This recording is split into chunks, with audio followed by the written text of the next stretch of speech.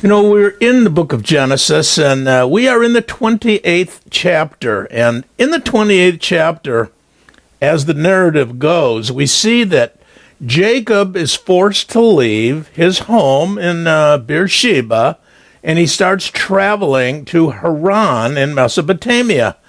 And he had to leave because Esau was chasing him, and his mother said, look, you got to get out.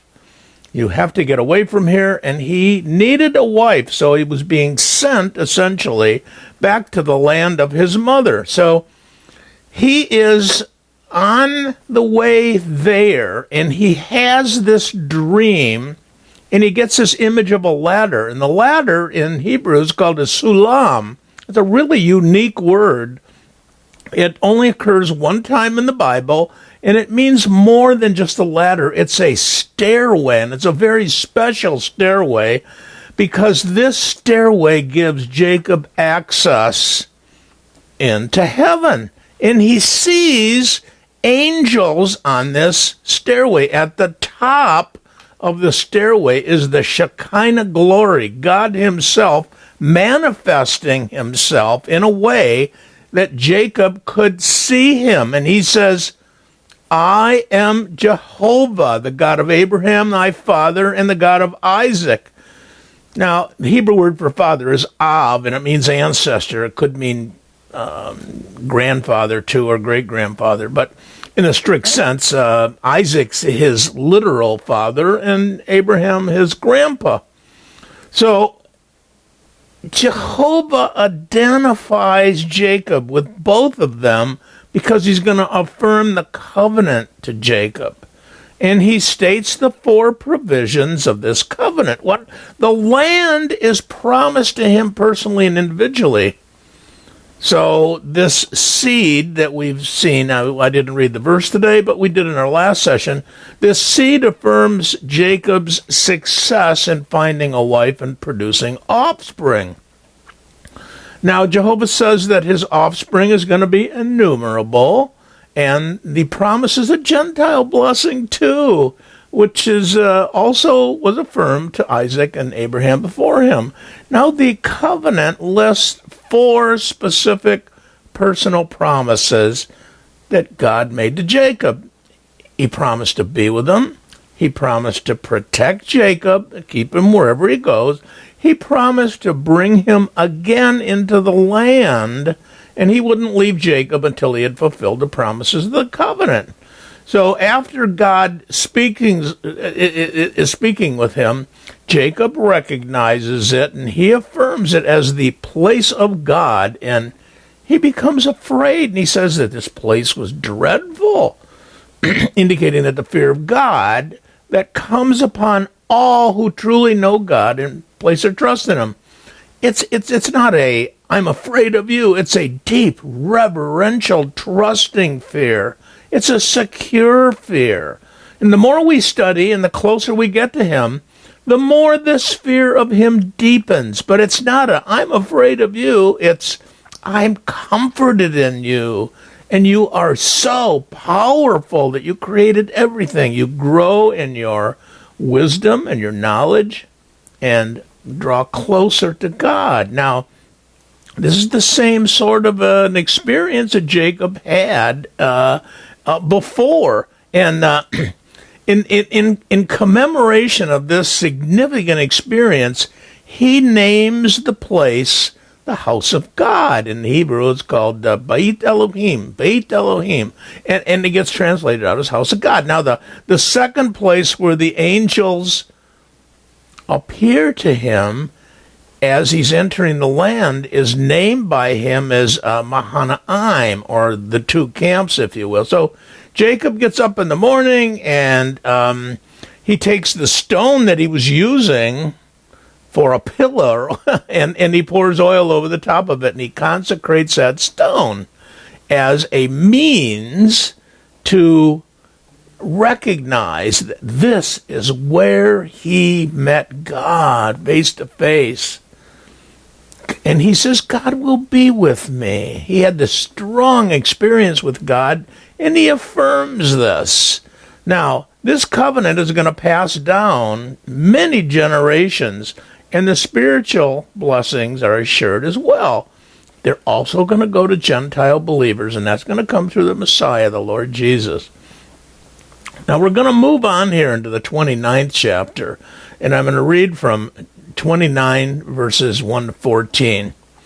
The text there reads, "And then Jacob went on his journey and came to the land of the children of the east, and he looked, and behold, a well in the field, and lo, 3 flocks of sheep lying there by it. For out of that well they watered the flocks, and the stone upon the well's mouth was great. And thither were all the flocks gathered, and they rolled the stone from the well's mouth and watered the sheep, and then put the stone again on the well's mouth in its place. And Jacob said to them, My brethren, whence are ye? And they said, Of Haran are we. And he said unto them, Know ye Laban, the son of Nahor? And they said, We know him. And he said unto them, Is it well with him? And they said, It is well. And behold, Rachel in Hebrew, his daughter cometh with the sheep. And he said, Lo, it is yet high day, neither is it either the time that the cattle should be gathered together. Water ye the sheep, and go and feed them. And they said, We cannot until all the flocks be gathered together. And they roll a stone from the well's mouth, and we water the sheep. And when he was yet speaking with them, Rachel came and her father's sheep, with her father's sheep, and because she kept them. And it came to pass, when Jacob saw Rachel, the daughter of Laban, his mother's brother, and the sheep of Laban, his mother's brother, that Jacob went near and rolled the stone from the well's mouth and watered the flocks of Laban, his mother's brother. And Jacob kissed Rachel and lifted up his voice, and he wept. And Jacob told Rachel that he was her father's brother, and that he was Rebekah's son, and she ran and told her father. And it came to pass that he ran to meet him and embraced him and kissed him and brought him into his house. And he told Laban all these things. And Laban said to him, Surely thou art bone of my bone and flesh of my flesh. And he abode with him the space of a month. So, I got to remember now, Jacob was sent away for 2 reasons. First, he had to flee because of Esau, his twin brother's wrath, because he perceived that Jacob had stolen the blessing. Now, Jacob had deceived Esau, but Esau had already given up the blessing, you see. He didn't view it as being of great value. So, Esau is really the bad guy here. Jacob is not, but Jacob shouldn't have done it that way. Jacob should not have deceived Isaac, and he should not have done that. But that being said, the covenant was going to go to him, and he and his mom, Rebekah, were just helping God along, so to speak. They shouldn't have done that. So he's fleeing Esau's wrath. And he was clear Esau. He got away from him, but now his focus was on finding a wife. So the text starts out by saying that Jacob went on his journey. And it means, it's interesting, the Hebrew text says Jacob lifted up his feet. And this is the only place that that phrase, if you will, is found in the Bible. And it literally, the literal rendering in the Hebrew lets us know something about his attitude. It means he was excited. Now, the Hebrew commentary, the ancient Hebrew commentary, the Bereshit Rabbah, in chapter 70, verse 8, said that Jacob's heart lifted up his feet. I mean, he was happy. He was going to get a wife, you know. He was going to be married. Psalm 119, 105 says, Thy word is a lamp unto my feet and a light unto my path. So we have to remember how important the well is in an arid country. This is desert. And this place of meeting is reminiscent of Eleazar meeting Rebekah at the well in Haran 97 years before this. But one stark difference is that Eleazar came with a caravan, wealth, servants, as Abraham had sent him off with all these things to impress those back at Haran. Jacob comes by himself. He's lonely, he's poor, he doesn't have anything because he's on the run here. But but Jacob had God's direct divine assurance that he was with him. So Jacob stops at a well, and the well is closed up, and it had a large stone that was covering the well for sanitary purposes and safety too, so nobody would fall in. But, the stone usually meant, in addition, that the water was for the townspeople only, and the outsiders had to get permission as well as pay a fee to partake in the water. They just couldn't have the water. It's very, very precious in these arid climates.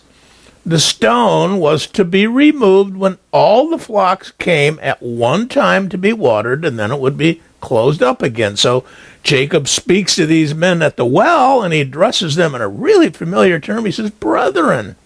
Now he's wondering who they are, and as soon as they said, of Haran, Jacob knew he was in the right place. He'd reached his destination, which is where his mom had sent him.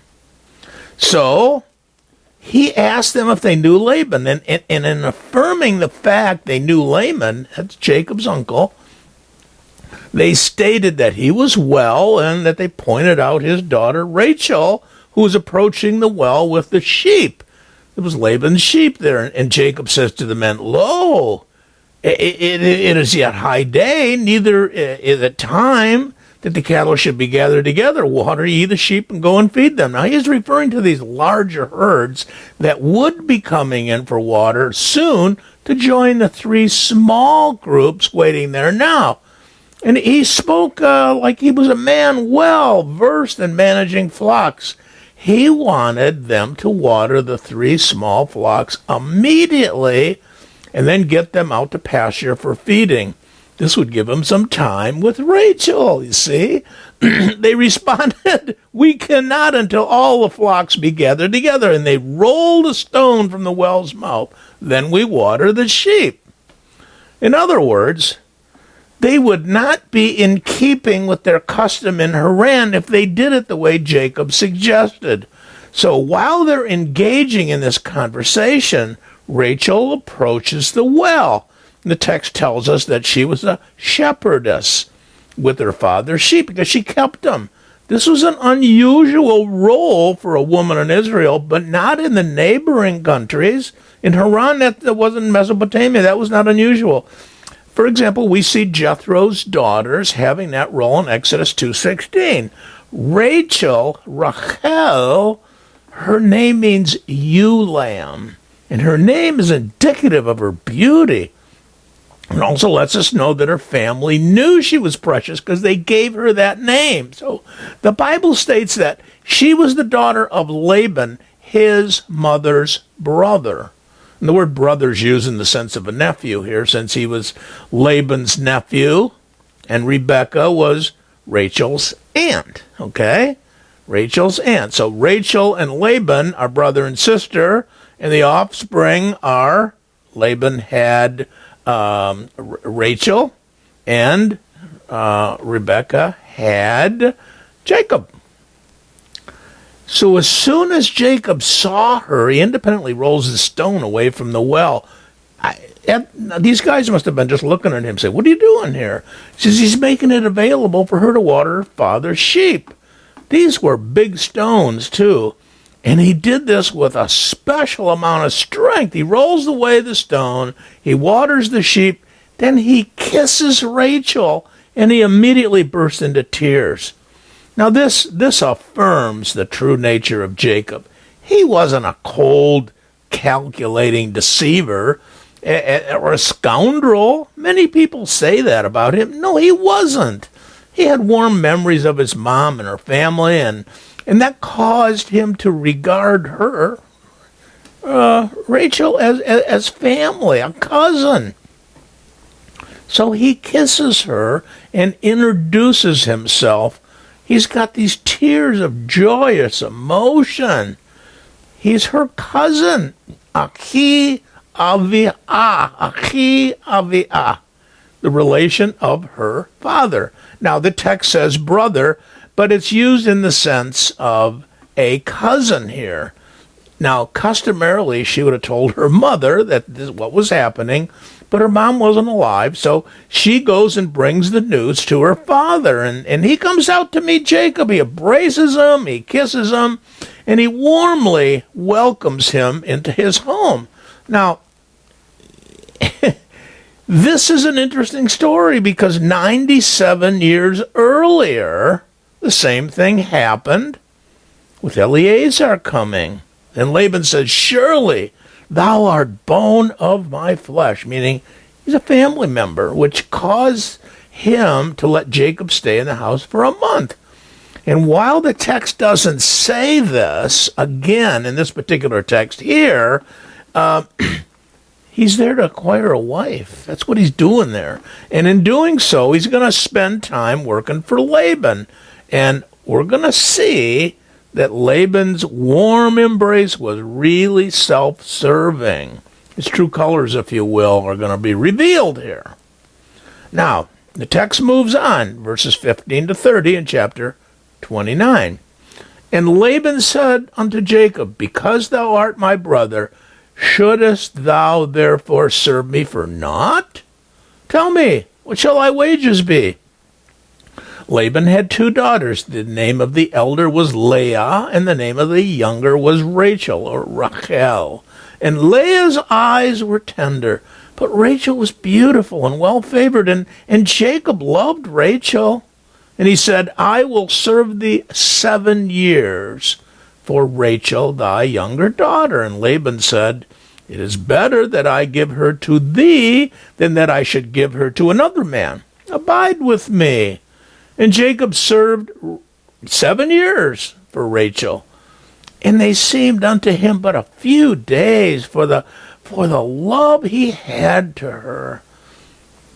And Jacob said to Laban, at the end of 7 years, give me my wife, for my days are fulfilled, that I may go in unto her. And Laban gathered together all the men of the place, and they made a feast. And it came to pass in the evening that he took Leah his daughter and brought her to him in the tent.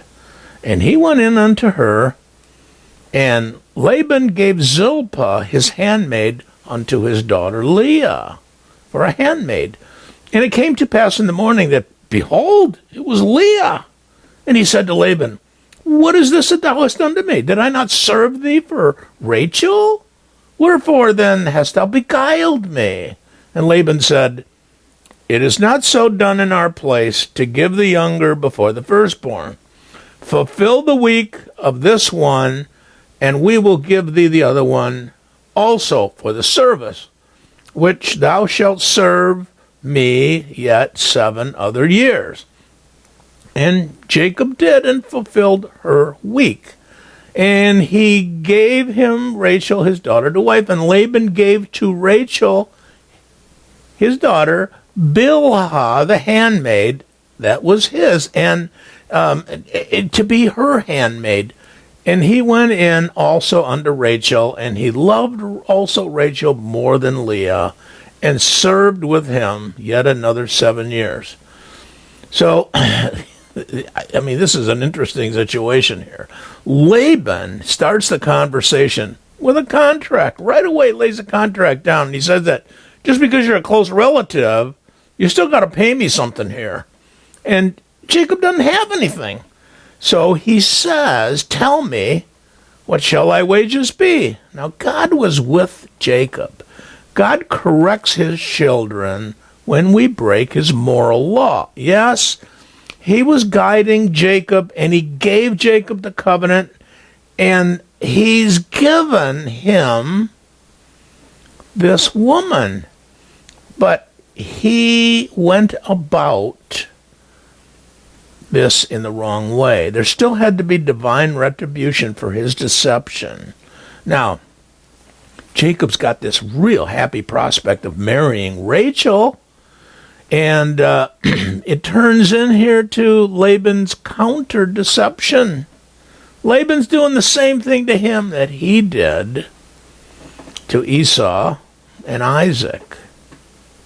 Now, this is a difficult situation for Jacob. The Lord was going to use Laban as his means of disciplining Jacob. This was what he practiced on Isaac and Esau. These things do not go unnoticed with the Lord. The Lord took Jacob, fine-tuned and developed him into the patriarch of the nation Israel that he was going to become. And now what follows is this parenthetical description of Laban's two daughters, which is preparing us for the rest of the story. Now, this story takes up all of the rest of the book of Genesis. That's 21 more chapters, because this is the beginning of the nation Israel. So, Laban has two daughters, Leah the eldest and Rachel, who Jacob had just met. Leah's name means strong woman or cow. And in Hebrew, we've seen that Rachel's name means ewe lamb. This shows us the disposition, if you will, of the Hebrew parents towards these two girls. Leah, as the text says, was tender-eyed or weak-eyed, if you will. And there's all kinds of opinions about what this is. Some say that it was poor vision. Others say that she cried her eyes out with the prospect of having to marry Esau or some other equally unsuitable man. We get that from the Bereshit Rabbah 70:16. And the Hebrew word there is rachot, and it can refer to a tender nature or really genuine poor eyesight. And since the eyes are the gateway to the soul, it would seem that Leah's poor eyesight gave insight into her tender, delicate nature. She wasn't attractive as Rachel was, but she had a tender, delicate nature. Interestingly, she wasn't so good looking, since bright eyes are the with fire in them, if you will, are regarded as the height of beauty in Mesopotamian women. But because of her appearance, though she wasn't sought after for marriage, her father knew that she was going to be more difficult to place in an arranged marriage. So he had done this to get her married off. Now, Rachel was beautiful and well-favored. Everybody was going to be attracted to her, meaning that her face and her figure were fine, and she had no physical deformities, and she was very, very beautiful. And we have to remember that God looks on the inside, not the outside. And remember that from 1 Samuel 16:7, don't we? Where Samuel says that about God looking for the replacement for King Saul. That's David.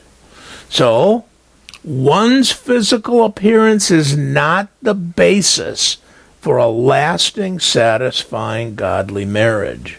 We need to keep that in mind. One's physical appearance is not the basis for a lasting, satisfying, godly marriage. Jacob then makes the statement to Laban regarding his desire for payment. He says, "Well, I will serve these 7 years for Rachel, thy younger daughter."